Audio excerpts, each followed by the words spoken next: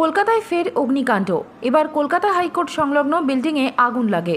Temple chambers নামের যে বিল্ডিংয়ে আগুন লেগেছে সেখানে আইনজীবী তথা সিপিএম নেতা বিকাশ রঞ্জন ভট্টাচার্যের চেম্বার। বৃহস্পতিবার দুপুরে আচমকা ওই বিল্ডিং থেকে কালো ধোঁয়া বেরোতে দেখা যায়। আগুনের লেলিহান শিখা দেখতে পান কর্মীরা। সঙ্গে সঙ্গে পুলিশ এবং দমকলকে খবর দেওয়া হয়। অল্প সময়ের মধ্যে তারা সেখানে এসে আগুন নেভানোর কাজও শুরু করেন। ওই বিল্ডিংয়ে একা বিকাশ রঞ্জন ভট্টাচার্য নয়, আরও একাধিক আইনজীবীর চেম্বার রয়েছে অনেক ল ফার্মের অফিসও। তাই আগুনের তীব্রতা বাড়লে যে অনেক মানুষ ছাড়াও নথির ক্ষতি হতে পারে তা স্পষ্ট। কিন্তু দ্রুত দমকলের 4টি ইঞ্জিন আগুন নেভানোর কাজও শুরু করে। কিভাবে আগুন লেগেছে তা এখনও স্পষ্ট নয়, তবে অনুমান করা হচ্ছে শর্ট সার্কিট থেকেই এই আগুন লাগতে পারে। এমনিতে ওই এলাকা বেশ জনবহুল, চারপাশে প্রচুর খাবারের দোকানও রয়েছে, সর্বক্ষণ গাড়ি যাতায়াত করে।